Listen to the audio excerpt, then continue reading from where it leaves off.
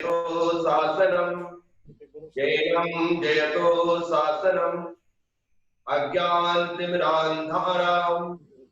ज्ञानाञ्जनशलाकया चक्षुर्मीलितं येन तस्मै श्रीगुरुवे नमः। तस्मै श्रीगुरुवे नमः। देवदेवं दिनं नत्वा भवोद्भवविनाशकं भक्षेऽहं देशनां काञ्चित् मतिहीनो विभक्तितः। प्रथम तीर्थंकर भगवान सवदेव से लेकर अंतिम तीर्थंकर भगवान महावीर स्वामी तक समस्त तीर्थंकर भगवान को नमस्कार करता हूं। गुरु गौतम स्वामी से लेकर अंतिम सुध केवल आचार्य भद्रबाहु स्वामी तक, आचार्य कुंदकुंद स्वामी तक,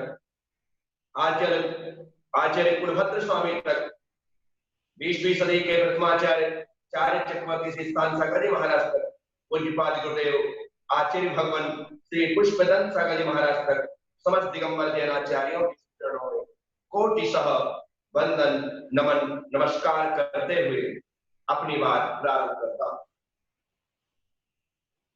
उपस्थित भव्य आत्माओं,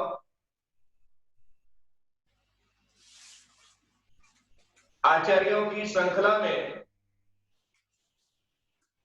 एक नाम है आचार्य कुलभद्र स्वामी का, जिन्होंने अपनी साधना से स्वयं को तो कृतकृत किया ही, लेकिन उन्होंने अपनी लेखनी से जिनागम को समृद्ध किया है। उनके द्वारा लिखित एक ग्रंथ है जिसका नाम है सार समुच्चय। सार शब्द से संयुक्त ग्रंथ तो हमने बहुत सुने, समय सार, नियम सार, भोजन सार, वयन सार, गोमट सार, ऐसे ग्रंथों के नाम। लेकिन ये सभी शास्त्रों का सार निकाल करके आचार्य कुलभद्र स्वामी ने हम तक पहुंचाया है। जो कुछ उन्होंने कहा, जैसा उन्होंने कहा, उनकी वाणी को जन जन के हित के लिए, जन जन के कल्याण के लिए, सबके मंगल के लिए, सबके सुख के लिए, सबके हित के लिए मैं प्रज्ञा सागर आपसे अपनी बात आचार्य शुभचंद्राचार्य के कथनानुसार करूंगा। जैसा कि सार समुच्चय में लिखा है वैसा ही कहूंगा। आचार्य महाराज यहाँ पर मंगलाचरण कर रहे हैं और मंगलाचरण करते हुए भी कहते हैं, देव देवम जिनम नत्वा, मैं देवादिदेव जी भगवान को नमस्कार करता हूं। नमस्कार करके, नत्वा नमस्कार करके, भवोद्भव विनाशनम, जो संसार की उत्पत्ति का, भव उद्भव विनाशनम, संसार की उत्पत्ति का विनाश करने वाले, बक्षे हम देश नाम कांचित, मैं कुछ देशना कांचित, कुछ देशना को कहता हूं। मति हीनो विभक्ता, भक्ति पूर्वक, भक्ति के वशीभूत होकर के, मतिहीन होने के बाद भी मैं अपनी बात कह रहा हूं, अर्थात भक्ति से भर करके अल्पज्ञ होते हुए भी मैं देशना आपके समक्ष दे रहा हूं।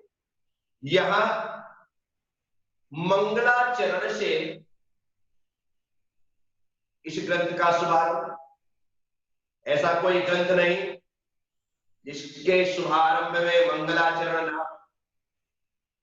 मंगलाचरण मंगल आचरण का प्रतीक है।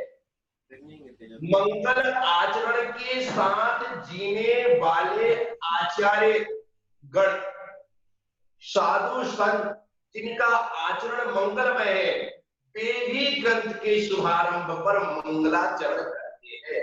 यह इस बात का संदेश देता है कि आचरण मंगल होने के बाद भी मंगल स्वरूप तीर्थंकर भगवंतों का स्मरण, साधु संतों का स्मरण, द्वादशांकमयी दिवाणी माँ का स्मरण, रत्नत्रय स्वरूप संपित दर्शन ज्ञान चारित्र का स्मरण हमारे द्वारा हो। ये मंगल स्वरूप जो है उनका स्मरण हमारे विघ्नों का नाश करता है। क्या? चत्तारि मंगलम, अरिहंत मंगल, सिद्ध मंगल, साधु मंगल, केवली प्रणीत जिधर मंगल, ये 4 मंगल बताए। इनका स्मरण मंगल को करने वाला तो है ही, लेकिन विघ्नों का नाशक भी है, विघ्नों को समाप्त करने वाला। तो हमें इनका स्मरण करना। संसार में मंगल स्वरूप बहुत सी चीजें हैं, जैसे जैन शासन में अष्टमंगल द्रव्य बताए गए, झाड़ी है, कलश है, ध्वजा है, दर्पण है, जो ये बतलाए गए ये सब मंगल के प्रतीक है। स्वस्तिक है, ये मंगल के प्रतीक है। इनके अलावा कहते हैं पतिव्रता स्त्री यदि किसी मंगल कार्य के वक्त दिख जाए, कुंवारी कन्या का दिखना हो जाए, गाय बछड़े को दूध पिला रही है, वह दृश्य दिख जाए, कोई स्त्री अपने माथे पर भरे हुए जल से कलश लेकर के आ रही है, ये सब मंगल के प्रति। आपने गौर किया होगा जब पंच कल्याण प्रतिष्ठा होती है, वेदी प्रतिष्ठाएं होती है, विधि विधान होते हैं, पूजा पाठ होते हैं, कोई भी कार्य होते हैं, तो पंडित प्रतिष्ठाचार्य लोग अपने हाथ में सरसों लेते हैं। क्या लेते हैं? सरसों लेते हैं और मंत्र पर इस प्रकार से छेपड़ करते हैं। ये क्या है? ये मंगल है। सरसों भी मंगल की प्रतीक है, इसलिए सरसों का छेपड़ किया जाता है। गजरत आदि चलते हैं तो आगे आगे सरसों को फेंका जाता है, पुष्प की वृष्टि की जाती है, इस सब मंगल है। पर याद रखिएगा ये मंगल के प्रतीक है, ये मंगल के प्रतीक है। एक कार्य की निर्विघ्न संपन्नता में निमित्त बनते हैं, कार्य की निर्विघ्न संपन्नता में निमित्त बनते हैं, लेकिन विघ्नों का विनाश नहीं करते। दोनों में अंतर है। कार्य की निर्विघ्न संपन्नता में कारण बनना एक बात है और विघ्न का विनाश करना दूसरी बात। तो अरिहंत, सिद्ध, साधु और केवली प्रणीत धर्म ये विघ्न का विनाश करने वाले हैं।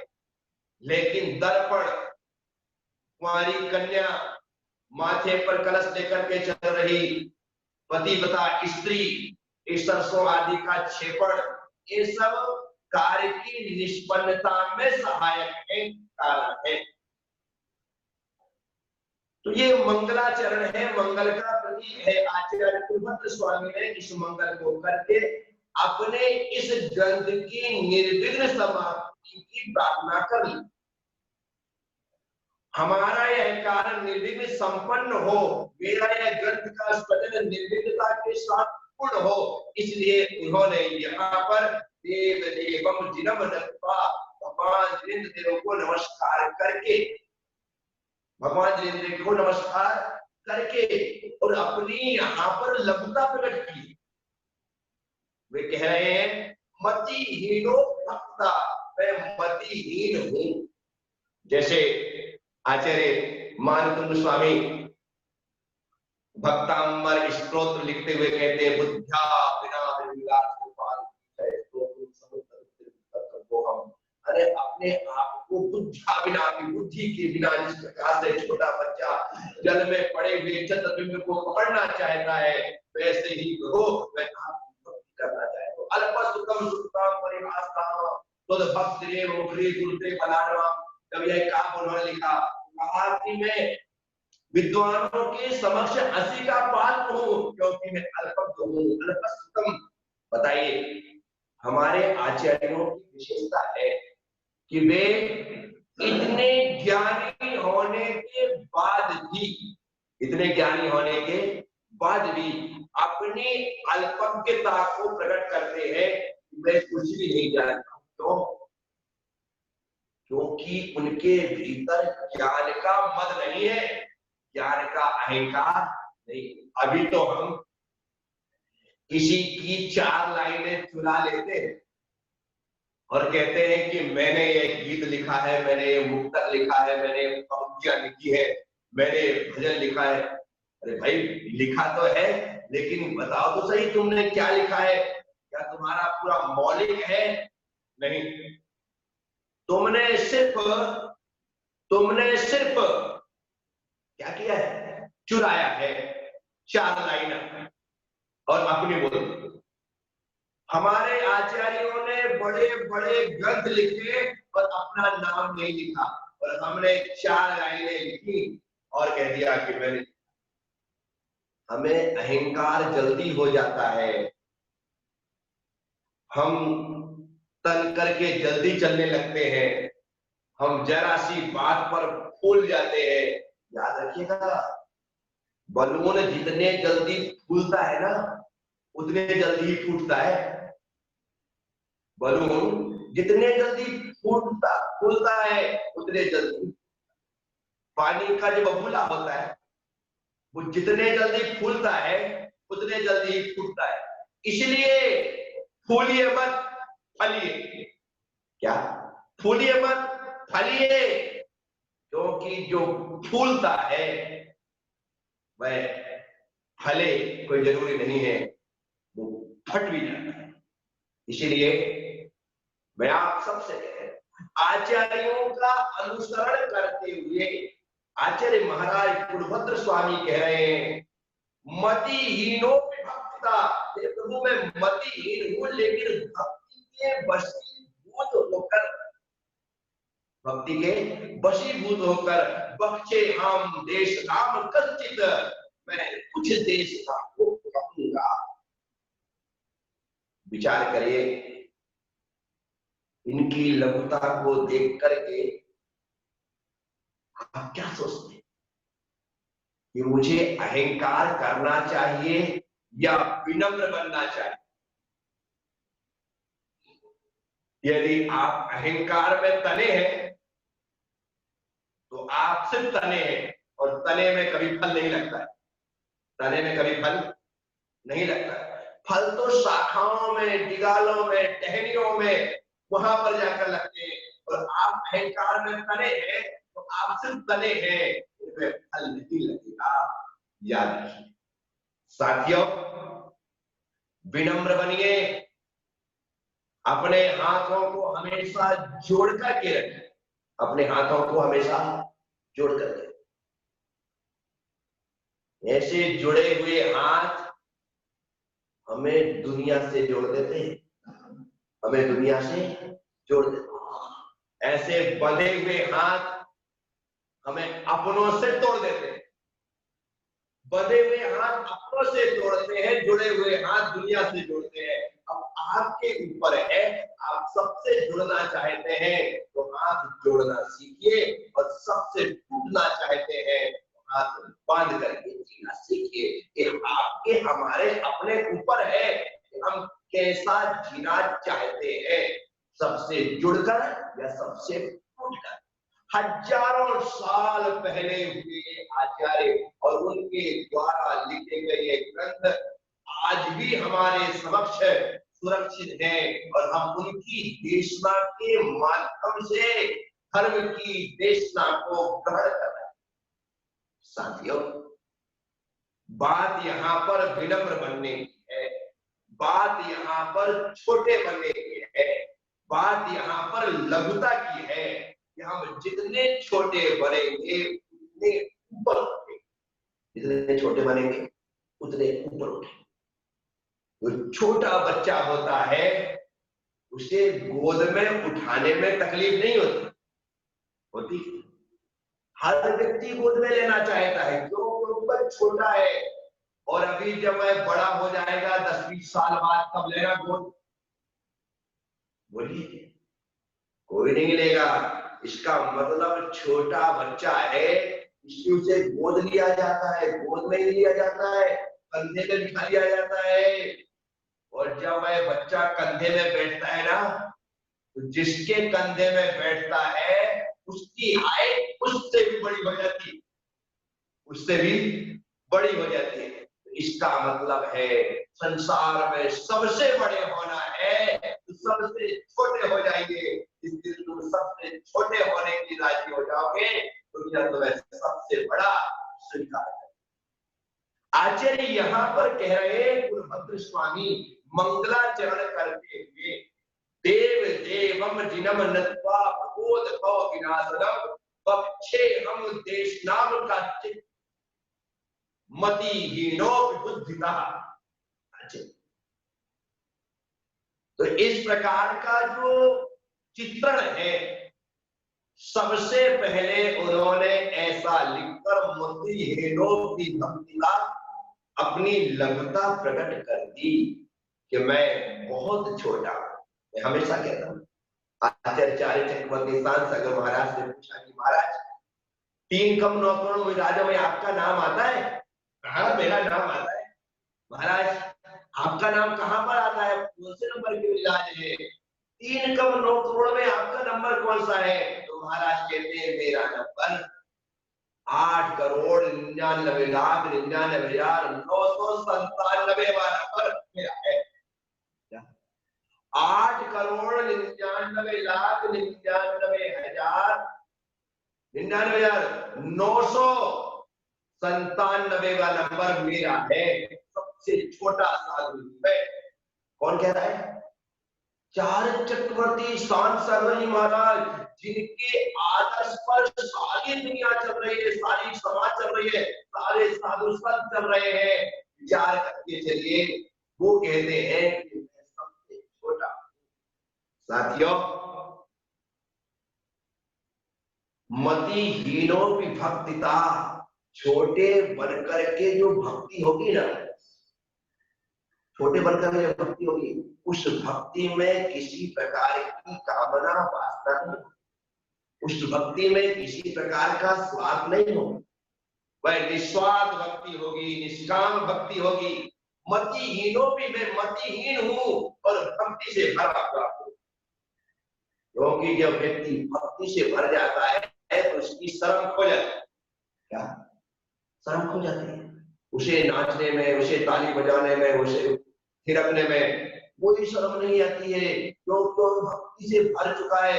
लोग क्या सोचेंगे, लोग क्या कहेंगे, इसकी परवाह वह नहीं करता है। क्या कहेंगे लोग, जो इस बात में उलझा रहता है। व्यक्ति कुछ भी नहीं कर पाता, ना ढंग से भक्ति कर पाता है, ना धर्म कर पाता है, ना कर्म कर पाता है, ना प्रेम कर, कुछ नहीं। लोग क्या कहेंगे, क्या कहेंगे लोग, इस पंक्ति को लेकर के घूमने की वजह से कुछ नहीं हो पाता। और जो इस बात को भूल जाता है, लोग क्या कहेंगे, इस बात की परवाह नहीं है।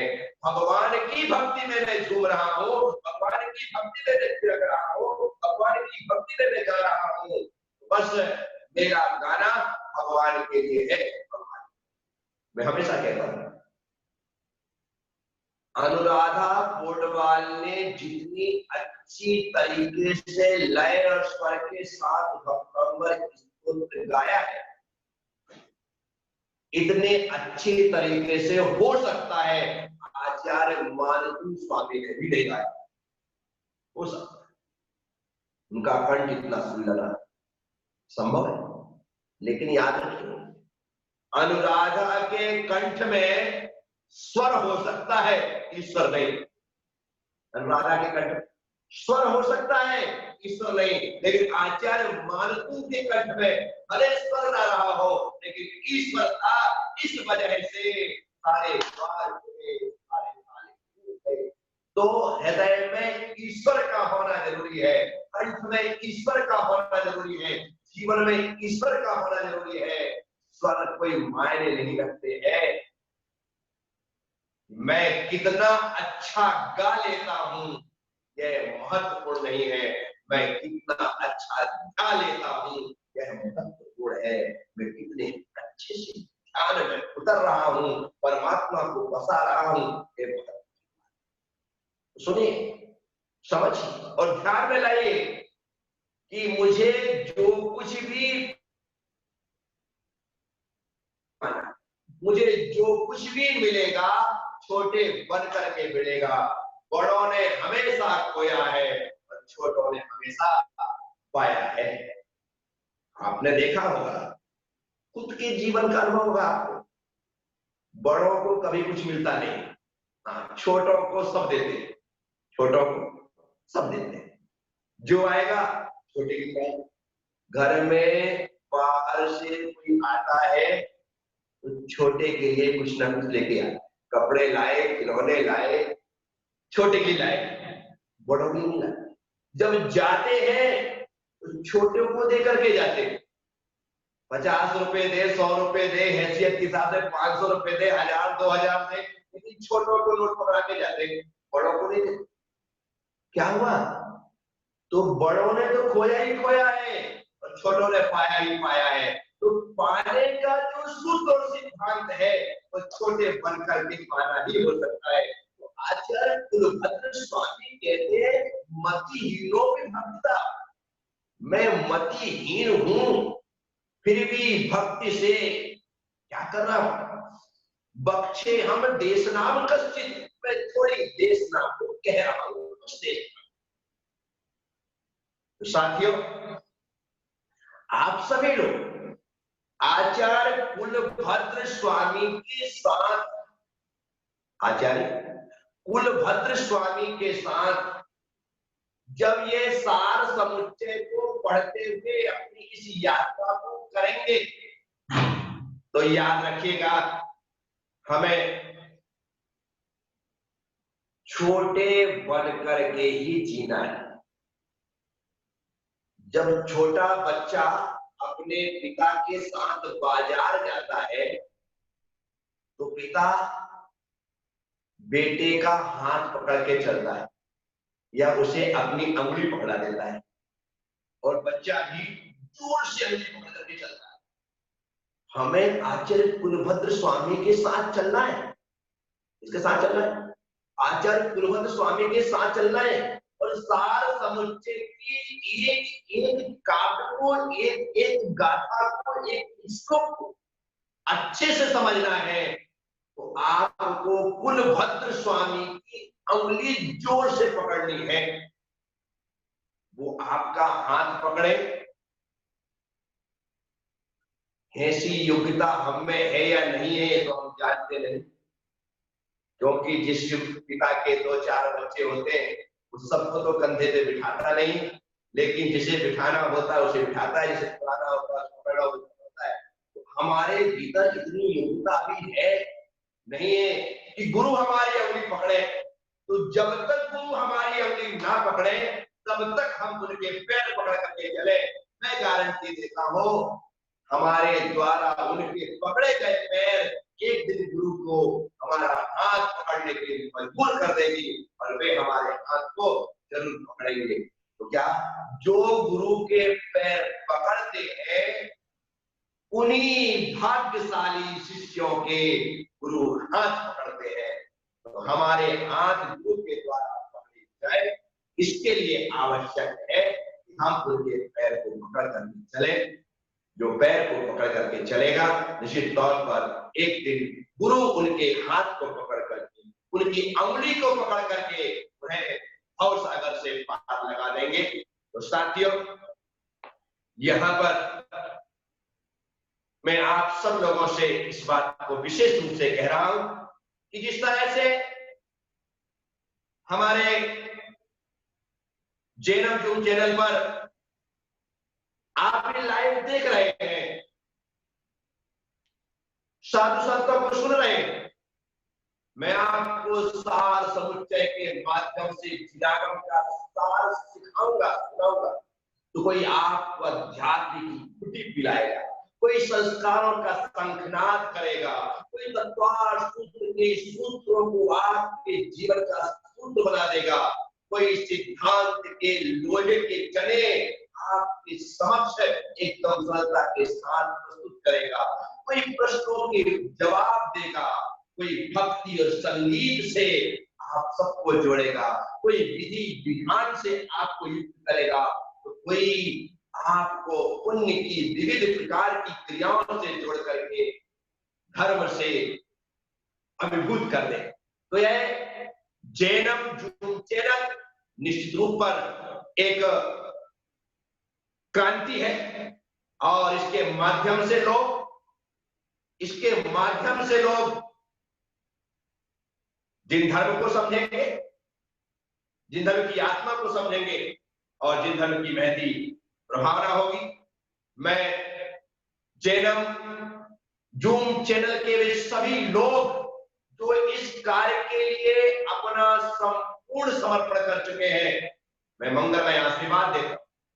भाई पारस लोहाड़े जो लगातार हर संघ के ब्रह्मचारियों से जुड़ा हुआ है और काम कर रहा है। जमुनालाल धापावत जो महासभा की ओर से इस काम को गति देने के लिए बिल्कुल जी जान से लगे हुए। निर्मल कुमार जी शेठी वो राष्ट्रीय अध्यक्ष है और उनकी भावना प्रेरणा रही होगी। जमुनालाल जी ने इसे आगे बढ़ाया है और पारस काम कर ही रहे। जो और टीम है पूरी के लोग हैं, सब लोग काम में लगे हैं। बहुत अच्छा है कि हर्रा लगे ना पितरी न चोखा हो जाए। इसी प्रकार से जब इकोनॉमी टूट रही है और कैपिटल लोगों का समाप्त होता चला जा रहा है, ऐसे समय में बिना पैसे के धर्म की प्रभावना होना और लोगों का इससे जुड़ना और जुड़ करके धर्म को समझना एक बहुत अच्छा प्रयास है। मैं अपना मंगलमय आशीर्वाद पूरे जैनम जूम चैनल को प्रदान करता हूँ। इसी तरह से लगे रहे और धर्म की प्रभावना करते रहे। ओम नमः सबसे सबको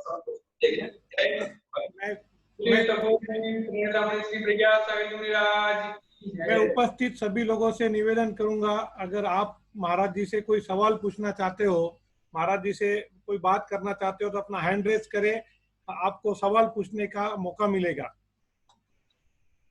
जमुनालाल जी जैन महाराज जी से सवाल पूछना चाह रहे हैं, पूछिए। जमुनालाल जी अनम्यूट कीजिए, अनम्यूट कीजिए जमुनालाल जी, बोलिए। अभी आवाज आ रही है? आ रही है, बोलिए। हाँ, नमस्ते महाराज जी। आशीर्वाद आशीर्वाद बहुत आपके चैनल का हमको पहले दिन आशीर्वाद मिला, आज ही मिला है और हम ये चाहेंगे कि आपके माध्यम से हम पूरे देश में इस जैन धर्म की पताका को फहराएंगे। आप आचार्य शांति सागर जी महाराज के भोजग्राम में विराजे हैं। हम जल्दी आपके दर्शन करना आना चाहते हैं, किसी कारणवश नहीं आ सके, हमें आशीर्वाद दो।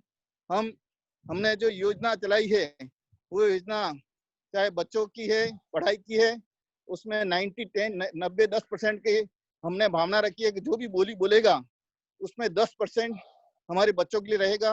और वो हमने कल शुरुआत कर दी है। सीकर जी में मुनि श्री महोत्सव साहिब के 64 रुपये का पाने के बाद 3.5 लाख की बोली हुई, उसमें 10% हम बच्चों के लिए मिलेगा। हमें आशीर्वाद दें, हम इस तरह से आगे बढ़ते रहें। आपका और सभी संतों का हमें आशीर्वाद चाहिए। नमस्ते महाराज जी। बहुत अच्छी भावना है। मैं जमुनालाल जी और आपकी पूरे महासभा को अपना मंगलमय आशीर्वाद देता हूँ। इसी प्रकार से नया सोच लेकर के नई क्रांति करें, क्योंकि समाज में इसी प्रकार की सोच की आवश्यकता है, जरूरत है। आज हम किस तरह से अपने बच्चों के भविष्य को उज्जवल बना सकते हैं, किस तरह से अपने मध्यम वर्गीय परिवारों के लिए सहयोगी बन सकते हैं। आप जैसे लोग जब इस प्रकार से सोचेंगे तो निश्चित तौर पर मैं मानता हूँ कि हमारे मध्यम वर्गीय परिवार और हमारे समाज के बच्चे बहुत आगे आकर के समाज का और धर्म का नाम रोशन करेंगे। जमुनालाल जी को बहुत बहुत आशीर्वाद, शुभाशीर्वाद। नमस्ते महाराज। आशीर्वाद।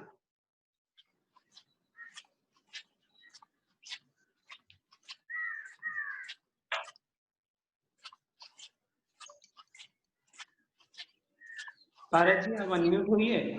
हम लोग को दर्शन प्राप्त हो गए, बहुत खुशी हुई इस बात को। बहुत धन्यवाद दर्शन है। चैनल से जुड़े हैं मेरे सभी को बहुत बहुत आशीर्वाद।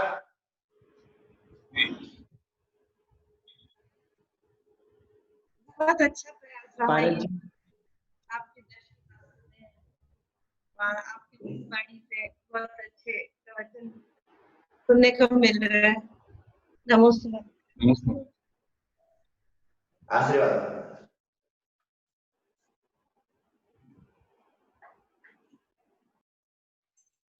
चैनल घुमा जाएगा, मतलब इतने बड़े हम भी देख लेंगे चैनल घुमा।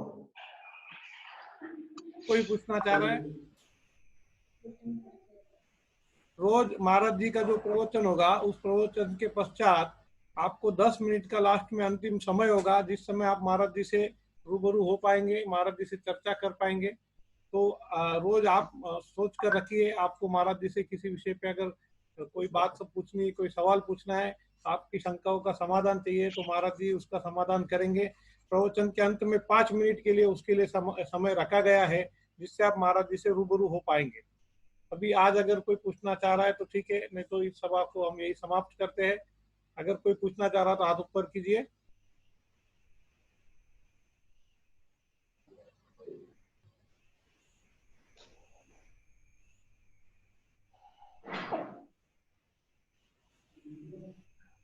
ठीक है, आज किसी का सवाल? एक मिनट, पूर्वी जी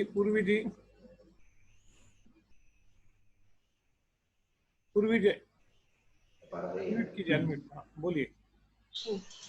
जय जिनेन्द्र। जय जिनेन्द्र। माता जी के चरणों में कोटि कोटि नमस्तु, कोटि कोटि नमस्तु। और मैं सबको बताना चाहती हूँ कि ये जो जैनम की ओर से हमने जो प्रयास किया है, वो सब में आप सबकी सहायता इस तरह चाहिए कि अब ज्यादा से ज्यादा लोगों को जोड़ो, ज्यादा लोगों को बताओ। और यहाँ पे पार्टिसिपेंट में आप जहाँ पे जाओगे ना, वहां पे आपको हैंड रेज का ऑप्शन मिलता है, तो किसी को कैसे पूछना वो उलझन हो, तो आप पार्टिसिपेंट्स में जा सकते हो और वहां पे हैंड रेज करके आपके क्वेश्चन आंसर पूछ सकते हो।